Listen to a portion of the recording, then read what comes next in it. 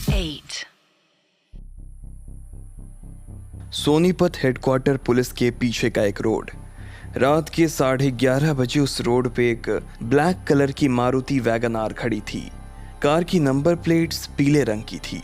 उस rental car की पिछली सीट पे 2 लोग बैठे थे, सादी वर्दी वाला एक सब इंस्पेक्टर और प्रकाश भुनवल। प्रकाश उस पुलिस वाले से पूछ रहा था, उनने अभी तक कोई अरेस्ट क्यों ना करया? वो तो ना पता। डीएसपी बालियान और 3 पुलिस वाले हैं टीम में। वो लोग किसी से भी टास्क फोर्स के बारे में बात नहीं करते। जितनी जानकारी मैंने काढ़ी है वो भी बहुत रिस्क लेके काढ़ी है। वैसे डीएसपी का ट्रांसफर भी बढ़िया आइडिया है जेल से बचने के लिए। 2 करोड़ बड़ी अमाउंट नहीं है। मन भी पहले ही सोचा था, पर जब तक ट्रांसफर होगा तब तक बहुत देर हो जाएगी।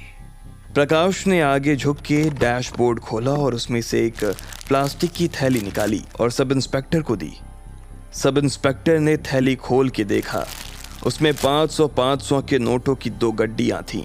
सब इंस्पेक्टर इंफॉर्मेशन के पैसे लेके कार से निकल गया। उसके जाने के 1 मिनट बाद प्रकाश पिछली सीट से निकल के आगे ड्राइवर सीट पे बैठा और उसने यू टर्न लिया। काले दिन काली रातें काली सोच काली बातें, काले दिन काली रातें काली सोच काली बातें, काले जुबान पे काला स्वाद है, काला धंधा काला बाजार है।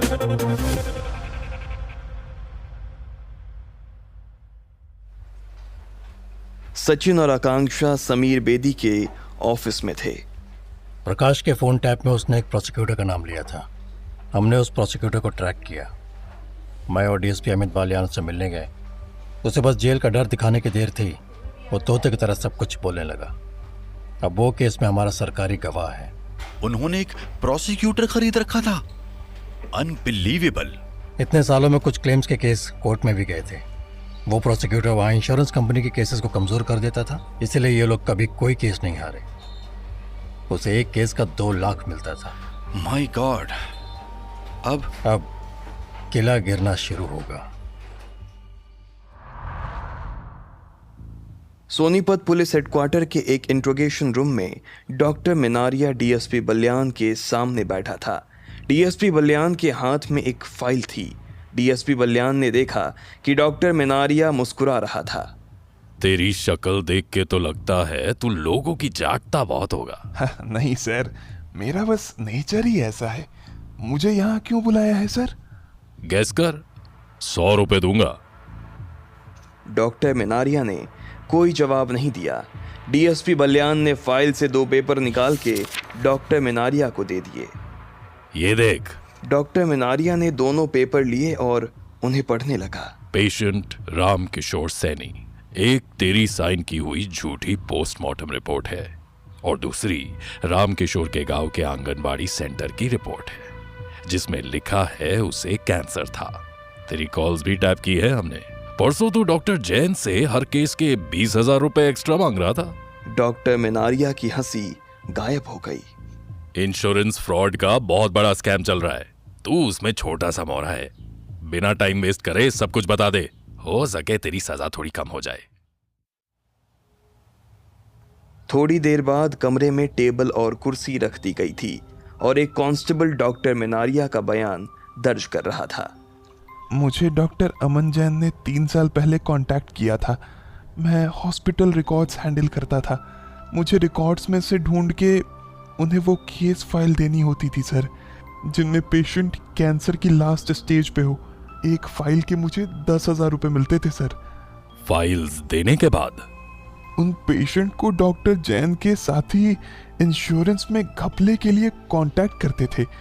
जो पेशेंट्स हमारे साथ हाथ मिला लेते थे उनकी बॉडी मरने के बाद एक्सीडेंट के निशान के साथ हॉस्पिटल में आती थी सर। हॉस्पिटल में और कौन कौन डॉक्टर शामिल थे इसमें? और कोई नहीं सर। डॉक्टर जैन ने बताया था कि इसमें किसी और को इन्वॉल्व नहीं करना है। मैं डॉक्टर्स की ड्यूटी टाइमिंग भी हैंडल करता था। जब किसी की डेथ होती थी तो उनका फ़ोन आता था डॉक्टर जैन को। वो मुझे फ़ोन करते थे।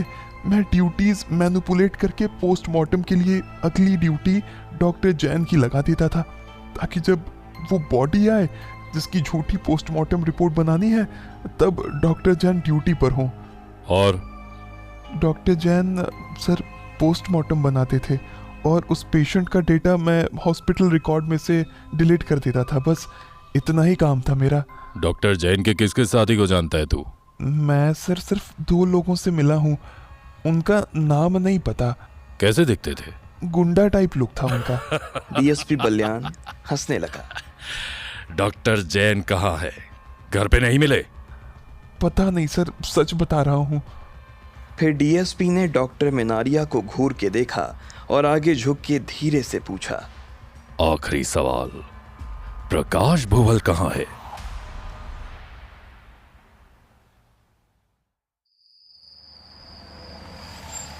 डॉक्टर मिनारिया की गिरफ्तारी से पिछली रात 3 बजे प्रकाश ने रेंट की हुई वैगन आर अपने घर के सामने रोकी। चाबी से दरवाजा खोल के वो घर के अंदर गया। सब सो रहे थे। वो चुपचाप अपने कमरे में गया और उसने बिना आवाज किए अलमारी खोल ली और अंदर से अपना लैपटॉप बैग निकाला। फिर उसने चाबी से अलमारी में एक छोटी तिजोरी खोली और उसमें से एक बड़ा पेपर एनवेलप निकाला और तिजोरी बंद कर दी।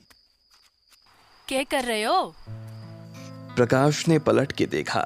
उसकी बीवी आधी नींद में उसके पीछे खड़ी थी। अरे कुछ कागज चाहिए थे, लेना आया हूँ। सो जा सो जा। ये कह के प्रकाश वापस बाहर जाने लगा। इतनी रात में कहाँ जाओगे? सुबह चले जाना। अरे कुछ अर्जेंट काम है जमीन का, अभी जाना है, सुबह तक आ जाऊंगा। ये कह के प्रकाश वहां से निकल गया। बाहर जाके वो रेंटल कार में बैठा।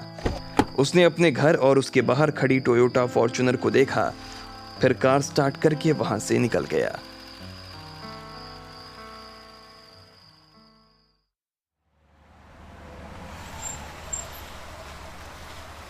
आधे घंटे के बाद उसने गाड़ी एक ब्रिज पर रोक दी।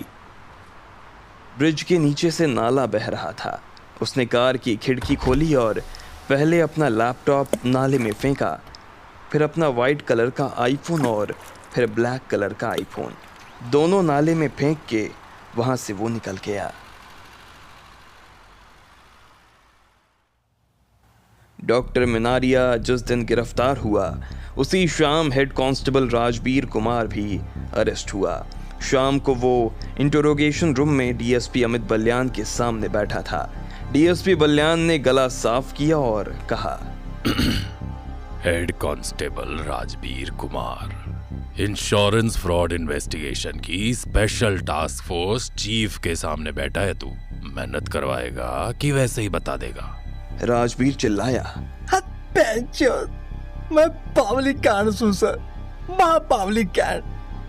मैं प्रकाश ने बचपन से जानू सर, फिर भी उस ठग के चक्कर में आ गया। क्यों आ गया? सर आपने नहीं पता वो आदमी चीज क्या है। वो किसी का सगा नहीं है। वो आदमी गंजे को कंघी बेच सकता है सर। अच्छा, तू तो ऐसे कह रहा है जैसे उसने तुझे इस काम में फंसा दिया। तुझे पैसे नहीं कमाने थे? पुलिस वाला कई तरीके से ऊपर की कमाई कर सके सर, लेकिन उसके चक्कर में। अचानक डीएसपी ने एक सनसनाता थप्पड़ राजबीर के गाल पे जड़ दिया। पुलिस वाले के पास अपनी तनख्वाह में गुजारा करने का तरीका भी होता है। जिसने तुम सबकी ये करोड़ों की स्कीम पकड़ी है ना, वो आदमी अपनी ईमानदारी की सजा भुगत रहा है, वरना अभी तक असिस्टेंट कमिश्नर होता वो। समझ गया? अब फालतू बात मत कर और सीधा सीधा बता, क्या काम था तेरा स्कीम में? मैं पुलिस के इन्वेस्टिगेशन ऑफिसर्स को प्रकाश की फ्रॉड स्कीम में शामिल करता था सर। आदमी की डेथ तो कैंसर से पहले ही हो चुकी होती थी। फिर प्रकाश की बुआ का लड़का मंजीत भुमल और उसका दोस्त विवेक उसकी बॉडी का एक्सीडेंट करते। हमारे साथ शामिल इन्वेस्टिगेशन ऑफिसर्स की झूठी एफआईआर बनानी होती थी कि उस आदमी का सच में एक्सीडेंट हुआ है, कहाँ हुआ, कैसे हुआ, एक्सीडेंट का दिन, तारीख, वो सब डाल के एक केस के इन्वेस्टिगेशन ऑफिसर को 1 लाख मिलता था सर।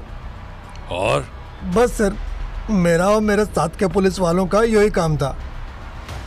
मैं सबके नाम बता दूंगा सर, बस एक रिक्वेस्ट है सर, मेरा फोटो अखबार में मत छापना सर, प्लीज। रिक्वेस्ट बाद में करियो, पहले ये बता प्रकाश कहाँ है? वो नहीं मिला सर, बहुत टेढ़ी खोपड़ी से वो अगर भाग गया तो मिलेगा नहीं। अगले दिन सुबह चंडीगढ़ कोर्ट के एक कमरे में एक हियरिंग खत्म हुई। एक वकील और डॉक्टर अमन जैन उस कमरे से निकले। डॉक्टर जैन बहुत घबराया हुआ था। वकील ने उसे देखा और कहा, सॉरी अमन जी, चांसेस 50-50 ही थे, आपकी एंटीसिपेटरी बिल नहीं हो पाएगी। अरे पर हम हाई कोर्ट भी तो जा सकते हैं ना। वो कॉरिडोर में चल रहे थे। अमन जैन चलते चलते किसी से टकरा गया। सॉरी। उसने देखा भी नहीं कि वो जिससे टकराया वो डीएसपी अमित बल्यान था। डीएसपी ने उसके कंधे में हाथ डाला। अरे कोई बात नहीं डॉक्टर साहब, मुझे टक्कर मारना आपके पिछले 2.5 साल का सबसे मामूली क्राइम है। कहाँ छुपे हुए थे 2 दिन से? डॉक्टर अमन जैन ने देखा डीएसपी बल्यान के साथ सचिन खड़ा था और उनके साथ 2 पुलिस वाले। 2 सेकंड बाद डॉक्टर जैन ने कहा, मेरी कार पार्किंग में खड़ी है। डीएसपी बल्यान ने हाथ आगे बढ़ाया। डॉक्टर जैन ने उसे अपनी कार की चाबी दी। डीएसपी ने मुड़ के चाबी अपने साथ के एक पुलिस वाले को दे दी। चलो, आपकी गाड़ी भी आ जाएगी। आप मेरे साथ सरकारी गाड़ी में चलो। डॉक्टर अमन जैन का एक हाथ एक पुलिस वाले ने अपने हाथ में पकड़ा और दूसरा डीएसपी बल्यान ने अपने हाथ में। वो कार पार्किंग की तरफ चल दिए। रात के 10 बजे थे। रोडवेज की एक वोल्वो बस हाईवे पे तेज रफ्तार से जा रही थी। एक टोल नाके पे बस की रफ्तार थोड़ी धीमी हुई। बस की एक खिड़की के पास बैठे प्रकाश भुनवल ने खिड़की का पर्दा हटा के देखा। सामने बोर्ड पे लिखा था, thank you for visiting Haryana. बस हरियाणा बॉर्डर क्रॉस कर रही थी। काले दिन काली रातें काली सोच काली बातें, काले दिन काली रातें काली सोच काली बातें, काले जुबां पे काला स्वाद है, काला धंधा काला बाजार है।